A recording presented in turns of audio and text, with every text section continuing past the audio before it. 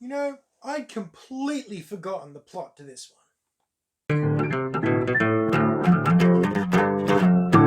Lethal Weapon 2 Director's Cut. Released in 1989 and directed by Richard Donner. Starring Mel Gibson, Danny Glover, Joe Pesci, Joss Ackland, and Patsy Kensit. Production cost of $30 million. A domestic take of $147 million. An international take of $80 million. For a worldwide total of $227 million. Given the studio profit of $197 million, less all marketing and associated costs.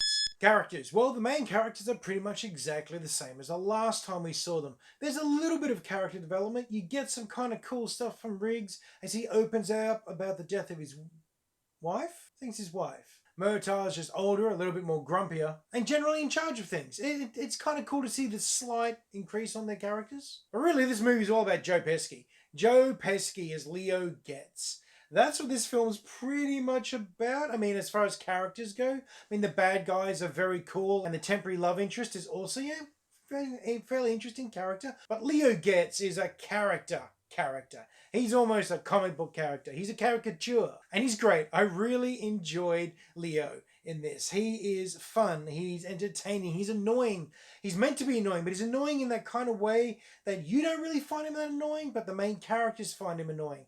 That's an interesting trick when they do that. Like, you like him, but the main characters don't like him, so you automatically assume that he's actually annoying. It's a good way to present that sort of character and not alienate your audience. But the way Getz ends up working with Riggs and Murtaugh, actually like teaming up with him a few times, he's like the really annoying kid brother, except he's really quite useful as well. He gets in on the shenanigans, and I like that. At the end of the day, he's an annoyingly likable guy, and you do feel bad for him. You really do. I actually felt bad for the way that Riggs treated him, to be honest. He got a rough end of Riggs' personality, and that can be a sharp and dangerous place. But overall, the characters were well done. Once again, they're fairly well developed. I really liked all the other detectives they were working with in their team. I really quite liked them. I found them quite interesting. It's a real shame, and it was rough watching them all get taken out, which was the idea, I'm sure. But yeah, look, characters, I'll give them an easy 3.5. They were fun, they were enjoyable, nothing super outstanding, but they certainly weren't a problem. Story.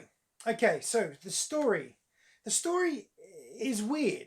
The story is quite well involved, and it's unique in many ways. It's a take on the South African apartheid system, government thing, the thing that it was. They used that as the basis for their villains. It's very, very topical for the time this was filmed, of course. I don't think I saw it before, and I don't think I've seen it since. Not in a mainstream movie, anyway. I think it was in this really terrible old movie I watched once.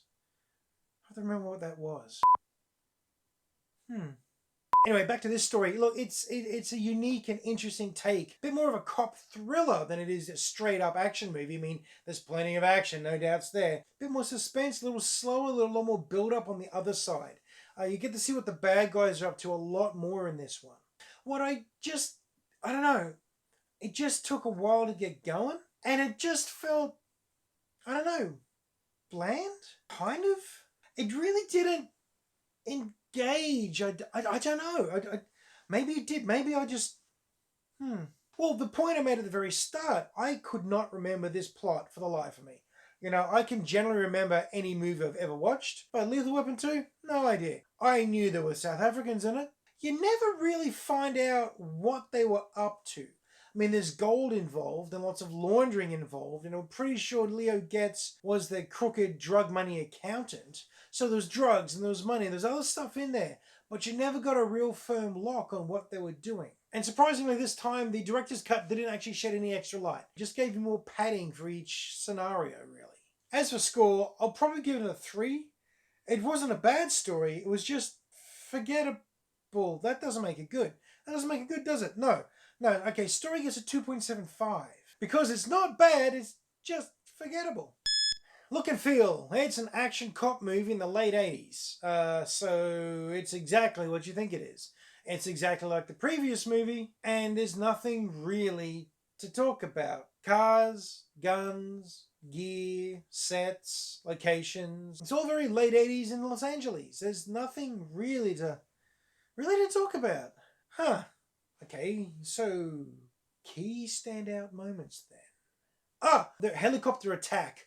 on Riggs's caravan with the most ridiculous amount of firepower. There's thousands of rounds poured into this caravan and they all live through it. I mean, that's kind of crazy. I suppose there's the big set piece where Riggs uses his ute to pull down the stilt house. Big house on the side of a hill on stilts, and Riggs uses a cable on the back of his truck to pull it down the side of the mountain. That's quite dramatic. It's filmed from like 12 different angles, and there's even a bit of slow-mo in there. So it's a big centerpiece climax moment to the movie, I suppose, which isn't actually the end of the movie, but it's still very cool. Not sure how they did that in $30 million, but still cool.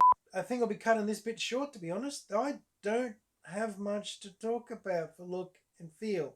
It's exactly what you think it is. It's a late 80s cop action movie. You know? Look and feel gets a 3. It just is what it is. Script and dialogue. Okay, so the director's cut gives you a couple of extra things.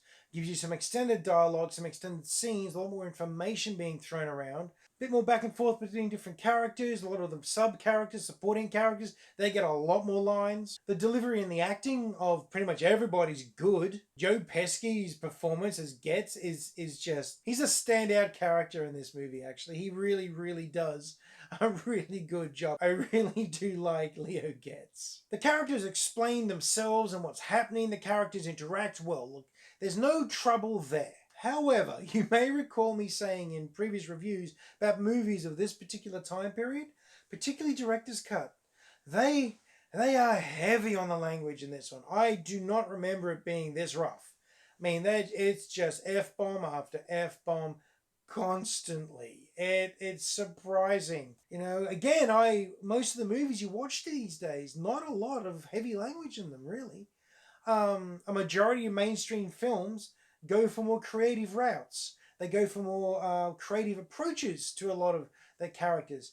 This is full on. Running out of battery. Hadn't plugged the phone in. I was about to die. What am I on? 1%. Oh, good.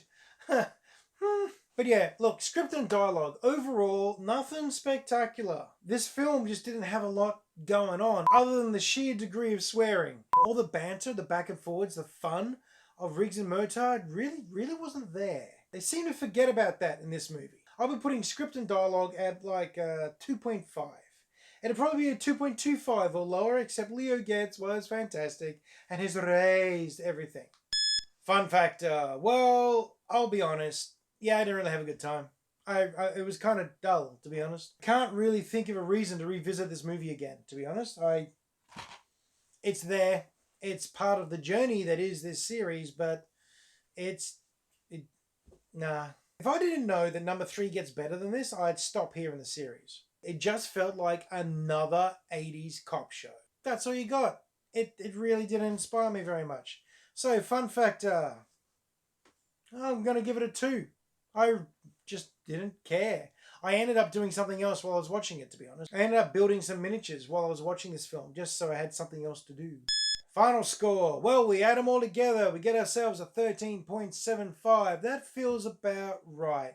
It's not a bad movie, it's just a bland movie. It just doesn't inspire me to really care about it much. It's just a movie in a series that I've reviewed to complete the set. Anyhow, there's my review of Lethal Weapon 2. Hope you've